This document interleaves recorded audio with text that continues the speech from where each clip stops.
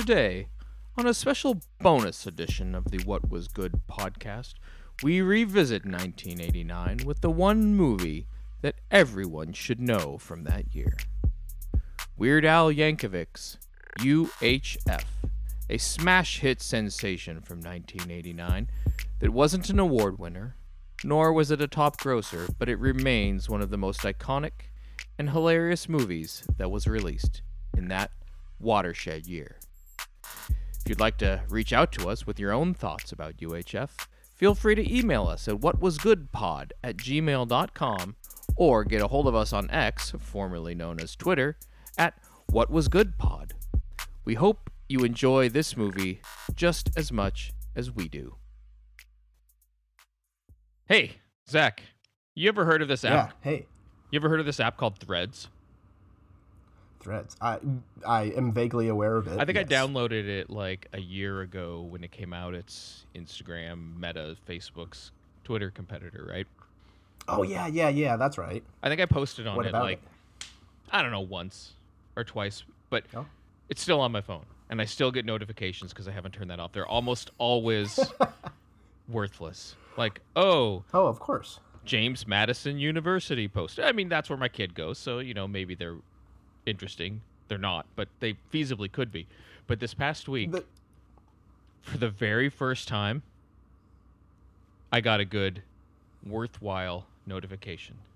That notification was from Weird Al Yankovic. Yeah, of course, I follow Weird Al. Say that again? Okay, yeah. Of course. Who wouldn't? And if you're on Threads. It gives me this notification. Weird Al just posted something you might be interested in.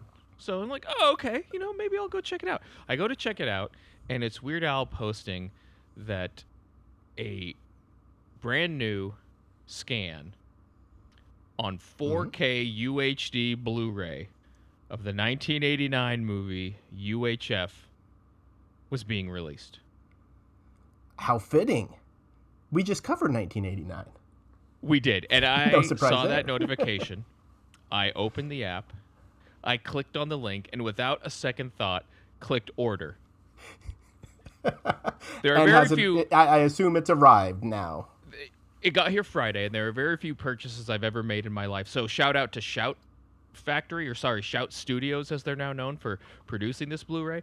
But there are very few purchases I've ever made where I've had no qualms, no second thoughts, no regrets. Like, I make the purchase, it arrives, I'm just as happy as I thought I would be, and this is one of them.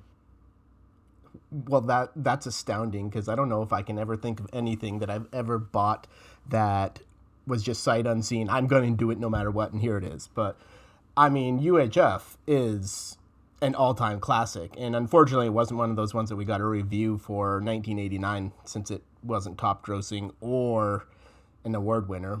But I think for both of us, it is an all-time favorite. That's a fact.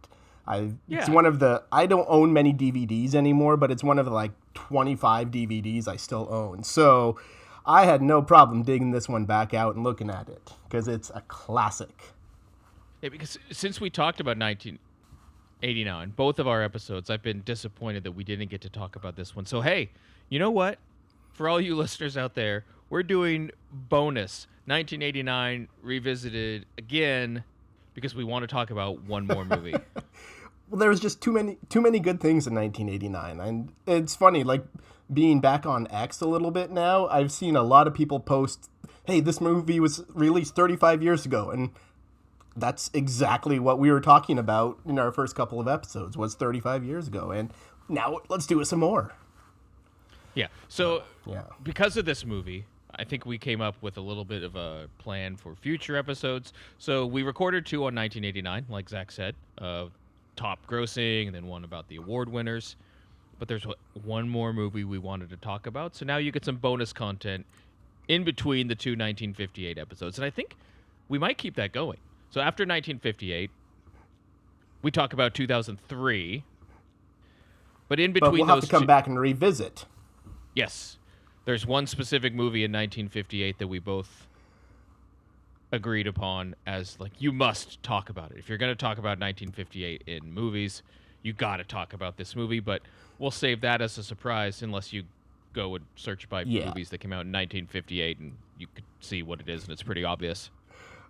Let's not spoil that one just yet. We'll get there. That's a couple weeks, couple episodes down the line at least. So, but before we get into UHF, have you seen the new Roku Weird Al movie?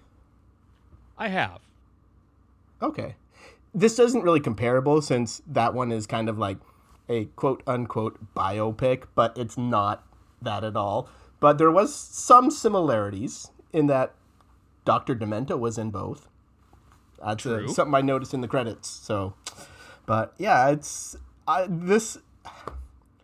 well, okay. I want to start here with UHF and just say I want to just before we move on, I want to point out that I'm really excited for 2055 when the next Weird Al movie comes out. He's on a pace of one every 33 years.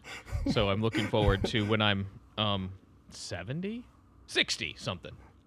But Weird Al will still look exactly the same then because he hasn't changed in the last 33 years at all. So that's pretty accurate. I don't know if you noticed, but that wasn't Weird Al in the biopic. What? That was Harry Potter. True. But Weird Al was in it. True. I mean, okay. He had a role in it. But I mean, if you see him like in his videos and stuff now, I don't know if he's released anything real lately, but he still looks exactly the same as he did in 1981. So that's just my impression. He's always looked kind of wild, and he still does. Yeah. So anyway, UHF, obviously released in 1989. One of the movies we both remember watching repeatedly growing up, just because it was acceptable and Weird Al was okay in our household. But I'd have to say this movie is exactly like his music in that it is a very good parody of everything that is going on at the time and so many amazing references and so much fun to watch. Just like listening to his music. Okay, quick aside here.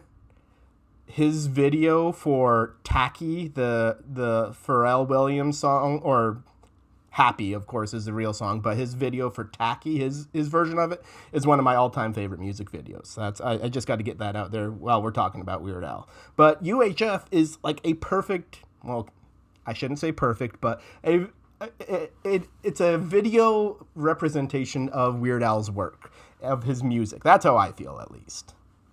Yeah, so UHF follows the story of George Newman, a kind of sad sack loser who can't hold down a job because he's too imaginative, who comes into, through his uncle, management of a UHF TV station. For those of you too young to remember what UHF stations are, those are the ones that you really needed like rabbit ear antennas to get. They had numbers like 61 or 29 or 47. That's what I grew up on. You had to like fight with the static. So he comes into ownership of the station. It's a failing station.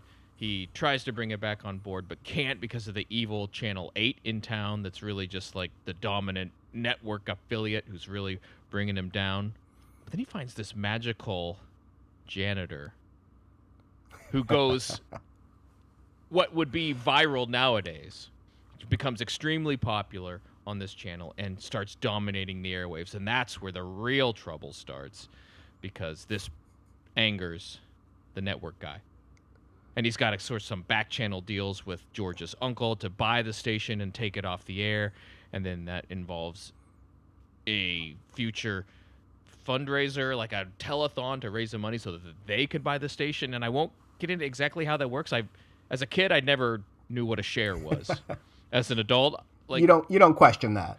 As an adult, I'm like, so what do these shares actually get people? Are they actually owners of the station? I think there's some like laws around that. The SEC might get involved. Anyway.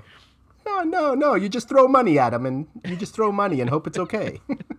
They got to raise money to buy the station back. And of course they succeed. And the network guy gets his comeuppance. George and all the people at U62 succeed.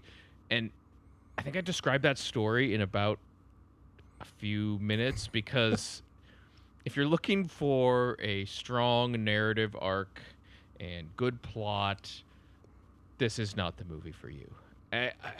No, it's let, not. let me say two things. I adore this movie. Like I said, no qualms about buying the 4K Blu-ray. But as a piece of cinema, it's it's not very good. Like, Okay, I can live with that, but it doesn't have to be cinema. It right. was a guilty pleasure to just sit and watch the goofiness of this movie every time I've watched it. I didn't even feel guilty about it. And watching it again for the first time in probably like 3 years, since I've seen it last. The last time I saw it was in the theater with live commentary from Weird Al. Awesome. I've amazing. kind of realized how formative this movie is for my sense of humor. Like, there are phrases in this movie that I still use on a weekly basis, like bag of moldy tangerines. I say that all the time. Like, nothing, absolutely nothing. That's in my common everyday parlance. I mean, yes. it's shocking how powerful this movie has been in my life. Hey, you want to know a secret, though? Always. Turtles, they're nature's suction cup. I don't use that one too often in everyday life, but, I mean, just classic little lines like that is just hilarious. There are so many of those little things in there that they don't move the story forward or anything, but they're just hilarious little references to Conan the Librarian. Come on, that's amazing. Yeah, okay, so see, this is one of the things that I think really, really works about Weird Al, both this movie and his music. As a kid, I got probably less than a third of these references. I'd never seen Close Encounters of the Third Kind. I'd never seen Rambo. I'd never seen Gandhi. But even without understanding what the references are, they're still funny gags. Like, you don't have to understand them to find them funny. Understanding the reference adds another layer of humor, but it's funny even without that. Okay, to add on to that, I had my kids watch this for the very first time. And mind you, this movie came out 20 years before they were even born. And they were laughing so hard about things that they didn't even know. And they didn't need to know the references. That's what's so great. Like, my son was dying when they first get back to their apartment and Cooney, the karate master, is kicking his beginner's class out the window and just calling them stupid.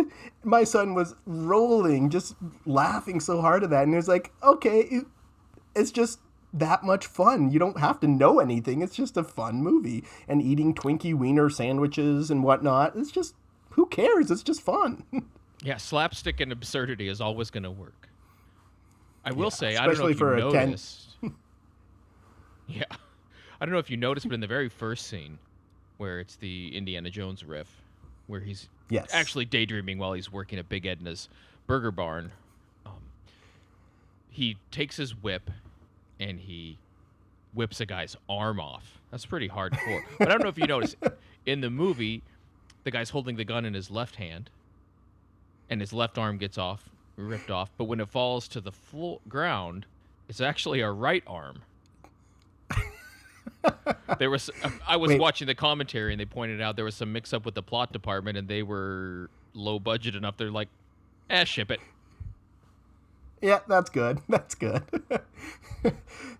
Was it a Star Wars reference at all?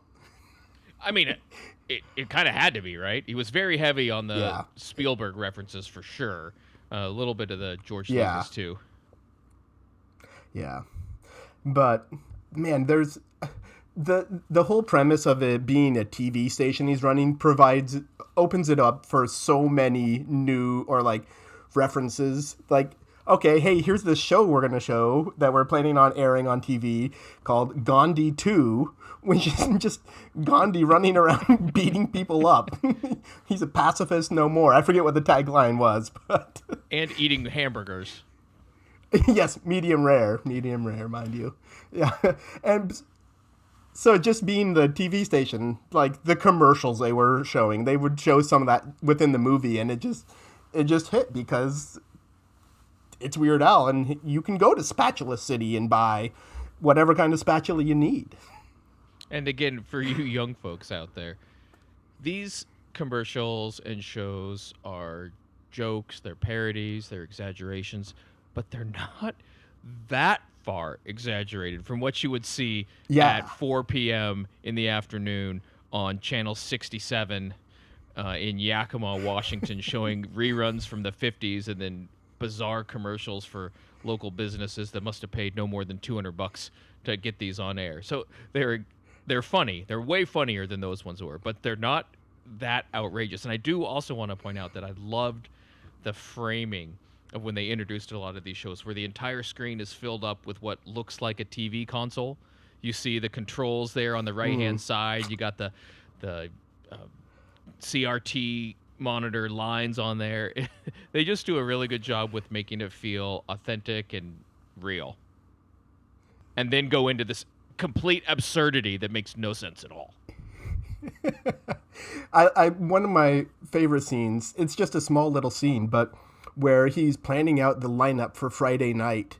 And some of the shows they have listed on their little chart for things that they're going to be airing. Druids on Parade. Druids on Parade, Fun with Dirt, and just, well, of course you got to throw in Stanley Spadowski's Playhouse, which is their pilot, or wait, whatever you want to call it, their lead show that they had where okay, we forgot to mention that Stanley Spadowski is Michael Richards, which is crazy to think about it. You got Kramer running around, but in a hilarious role. Well, obviously, anything he does was hilarious back in those days. Okay, let's just make sure we cover our bases and say not everything he's done in his career has been hilarious. No. There's been some exceptions. Let's just leave it at that. Here, though, amazing. Love it. Pre-Seinfeld, like he was kind of an unknown at the time, but just hits the role of a crazy weirdo janitor perfectly. Yeah, like perfect example is when George realizes, or Weird Al's character George realizes that Stanley Spadowski will be great at having his own show, and he asks him, "Hey, you want your own show?" And he's like, "Yeah, wait, do I still get to be the janitor?" Well, yeah, of course you do, but you can have your own show as well. So he's a hilarious character, and he has a special attachment to this mop that he's had since he was 8 years old. Oh, and yeah. It leads to an amazing fight scene, mind you, later on in the movie. Well, okay. With the hum, like the lightsaber, yeah, it's great. But what I love about Stanley is that, so we've got Weird Al has the show called Uncle Nutsy's Clubhouse, right? Yes. The outfit that he wears for that is absolutely fire. I want to put it on X or Twitter and see what the menswear guy has to say about it, because I think it's just spectacular. But anyway, George is depressed because the station's going bankrupt. His girlfriend just dumped him because he didn't show up for her birthday. That's a big no-no. Yeah. You gotta hit your girlfriend, your wife's birthday. You just have to. No excuses. Anyway, he quits the show and goes to a bar because he's been meaning to start drinking, and turns it over to Stanley. And from the very get-go, it's kind of fun to watch, because Weird Al's not bad as a Uncle Nutsy.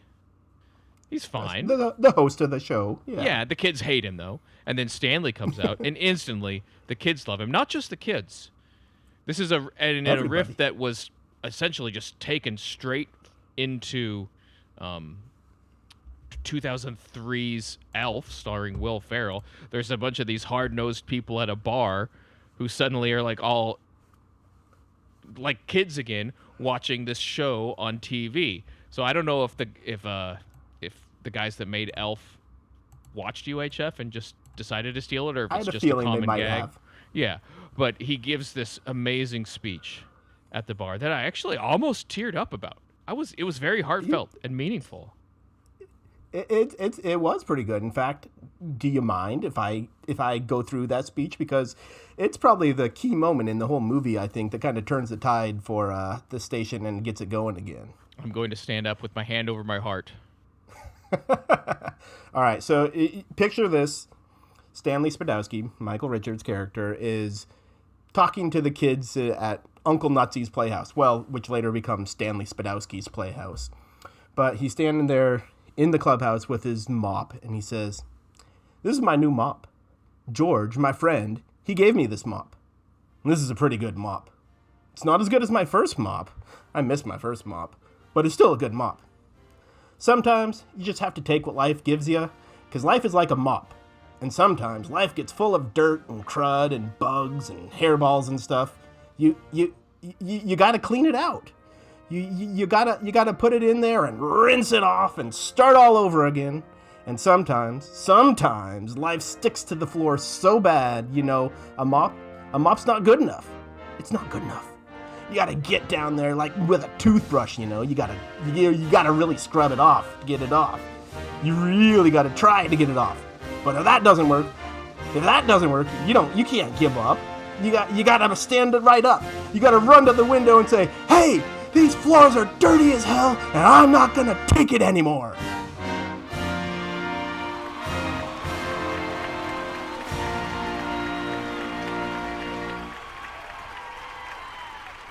That's it. Man, once that happens in the movie, it's like everything goes better. And, well, okay, some stuff goes bad still. But it's like the turnaround point for the station to actually become successful. And Stanley was leading that charge. That was beautiful.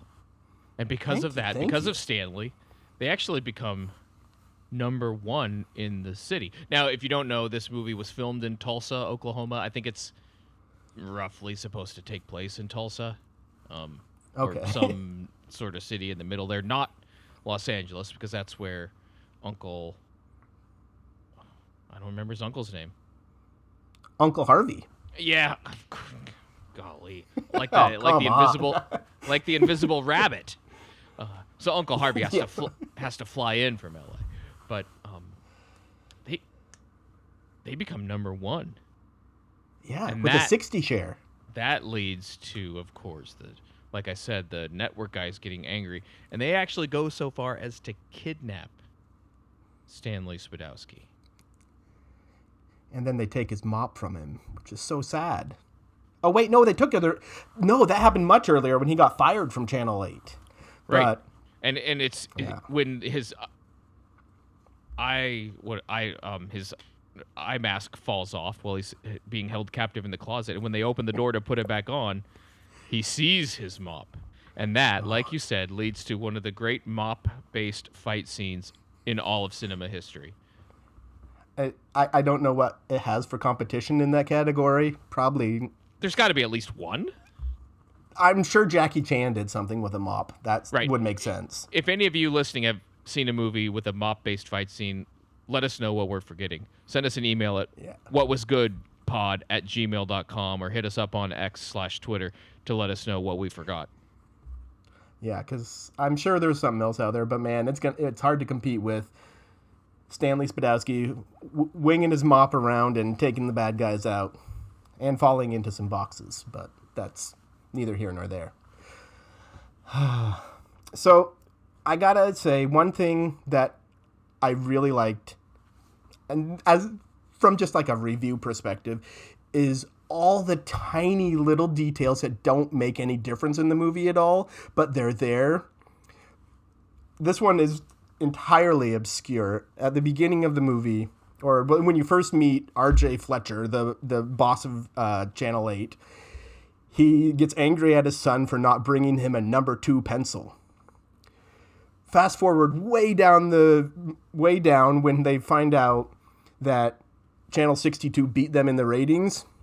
It zooms in on R.J. Fletcher's face, and he's holding a pencil with the number 2 clearly showing that he got the pencil he wanted, and he snaps it right there because he's so frustrated about it.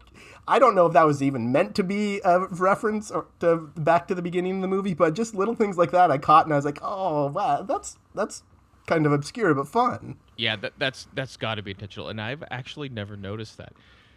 I feel like this is the kind of movie where like you said, there are so many things like that every watch through, you can catch a new one. Like, I never noticed that those empty boxes that they crash into during the mop fight scene say like bank statements and stuff. So like implying that Channel 8 is all full of fraud and everything too. Like there's so many little things like that you can pick up on rewatches. It's probably one of the highest rewatch values of any movie I've ever seen. Yeah, I can agree with that, yeah. I will say my son, his favorite scenes were anything to do with Cooney, the karate master, whether it was Wheel the of Fish or wheel of fish, or when George asks, "Oh no, what time is it?" and a hand crashes through a wall with a watch on it. It's like 7:30. yeah, that was great. Anything to do with Cooney and the karate guys, supplies and everything was my son's favorite part. So gotta love that. It's nice slapstick stuff for you. So one of the things I noticed or was reminded of on this rewatch was the advertisement for Plots R Us, the mortuary service, because of the sloppy work done by these other people bearing them. And it makes me wonder if Tim Robinson has ever seen UHF. So I don't know if you're a fan of I Think You Should Leave, the Netflix show. It's I watched it a few times, but couldn't get into it that much. It's one of the funniest shows I've ever seen. Very much in that genre of absurdity and uncomfortable humor. And so he's got this whole skit about Coffin Flop, the show, right? Where, because of these cheap coffins, bodies just flop out all over the place. And that's what they show on the show. Now, watching UHF with the commentary, I found out that they actually filmed a scene of that exact same thing happening. The Plots R Us Did they? competitors that were so cheap with these crappy coffins that a body just fell out of it. And I'm like, I bet Tim Robinson watched UHF. I bet he's a fan I can guarantee he did. I bet he's a fan of Weird Al. Oh, I mean, anybody that's even our age or even older and younger than us too. I mean, how can you not be a fan of Weird Al? He's a Grammy-winning singer, and okay, he probably shouldn't have gotten an award for the movie, but he's so much fun and just enjoyable to listen to and watch him do what he does. So yeah, this is definitely not an Oscar award winner. But it was good to see him grab an Oscar from the plinth as Indiana Jones knockoff. So he walked out of this with an Oscar, whether it was official or not. One way or another, he got it, even if it turned to him being turned into a hamburger before too long. Yeah. So, man, it'd been a while since I'd watched this movie. It'd probably been 5-6 years since I watched it. But like I said, it's one of the few DVDs I still own, and I don't ever regret watching it. It's not like I've ever sat down and said, hey, I'm going to watch UHF, and then afterwards I've been like, I should have watched something else instead. I can't think. There's very few movies where I would want to just sit down and watch them again and again. Another one that comes to mind is Spinal Tap, but that's for another time. That's one of those that's kind of the slapstick comedy again, but this one is an all-time classic for me. Yeah, there's no better way to spend 97 minutes. If you got an hour and a half free, put in UHF. You get to see this fantastic Beverly Hillbillies music video, which I didn't know this until watching through this time. Mark Knopfler of the Dire Straits actually played the guitar part on that song. I was going to say, that song was really well done, but like so many Weird Al songs are, but like within the movie, it was a banger, as you would say. Yeah, when I watched back through with the commentary, so Weird Al's had a band with John Bermuda Schwartz and a bunch of other guys for decades. Great, they're fantastic at doing exactly what they do. But his version, band's guitar version of the Beverly Hillbillies song was absolutely exactly like the Dire Straits album version. And then the Mark Knopfler version, which is what's actually in the movie, is a lot looser, and it's not the same, but it's the actual guy playing it. So they worked hard to get every single note exactly right, and then the Mark Knopfler, one of the most fantastic guitarists of all time, came in and wanted to play with Weird Al. He wanted his guitar part in the movie on this parody song, and so that's what you hear, and of course it sounds amazing. Yeah. You know, the one song that was in the movie that I wish we heard a little bit more of, although I have heard the whole song, and it actually isn't much longer, would be Let Me Be Your Hog. If you haven't heard it, I suggest looking it up, because it's a song by Weird Al. I don't know. Let me be your hog! There you go. That's pretty much it. Yeah, but there's not that was much more. the scene where Yeah, there isn't a whole lot more, but that was a scene. That's what Uncle Harvey was rocking out to in his pool in L.A. So even he likes Weird Al. Even though Weird Al doesn't exist in that universe because he's George Newman, but I guess it's a weird universe to exist in. Yeah, especially if you're an alien from the planet Zarkon. Or if your name is Raul Hernandez. Oh, I love Raul's Wild Kingdom. There's so many bits in this movie that we haven't even talked about. I mean, it's just... I mean, we could go for hours just talking about them. Yeah, it's jam-packed full of... they're better than throwaway bits, but they're treated like throwaway bits because they have so many of them. I'd really love to see what's ended up on the cutting room floor. Like, what did we not get to see? Actually, I watched some of the deleted scenes, and there was a couple characters that got cut completely out. Like another newscaster for Channel 62 when they first got there was completely cut out because he was too high-strung and crazy.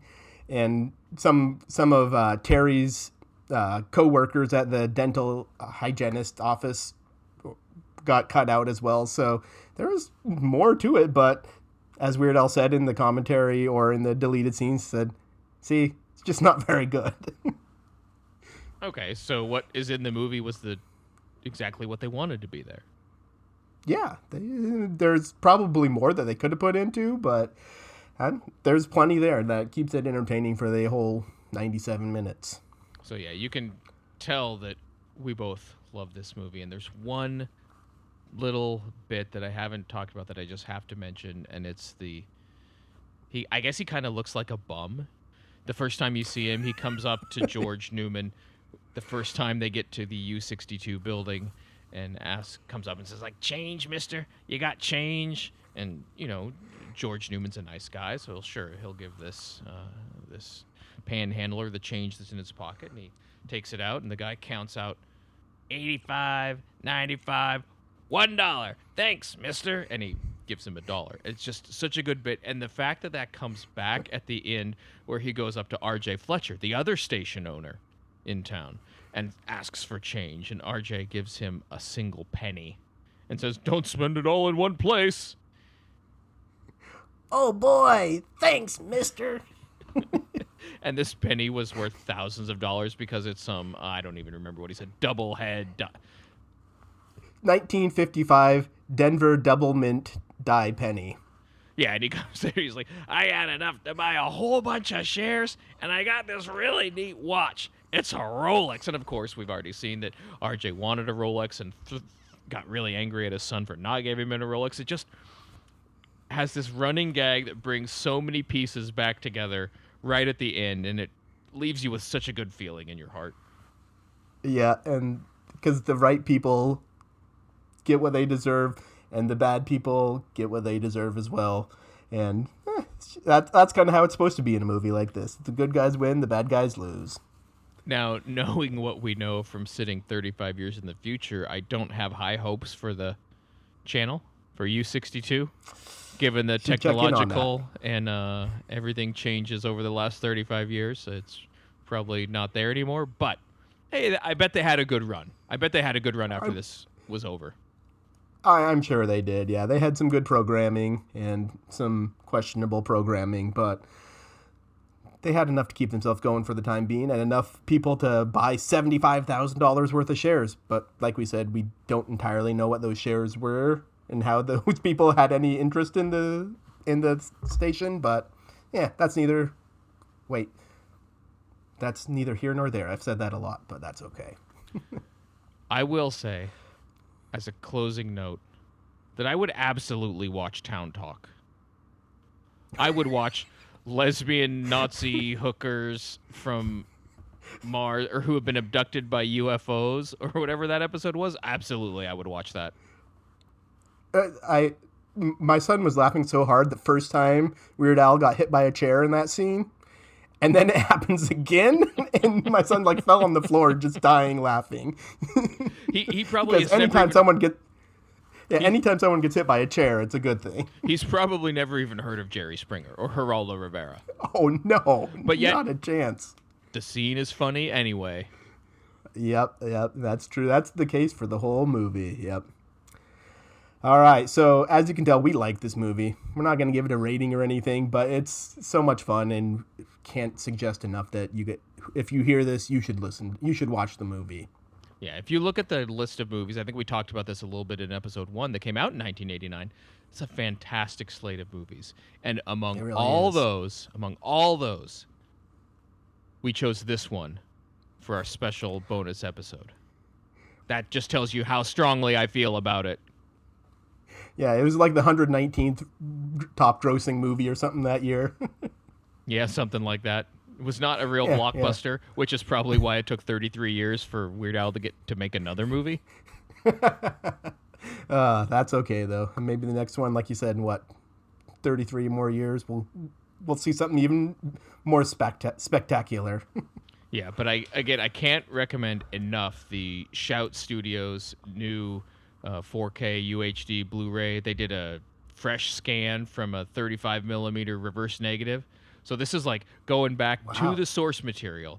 It's as authentic as you can get, and it looks great. It's awesome. Go pick it up if you can. Might have to check that out myself. Get myself a 4K Blu-ray player first, though.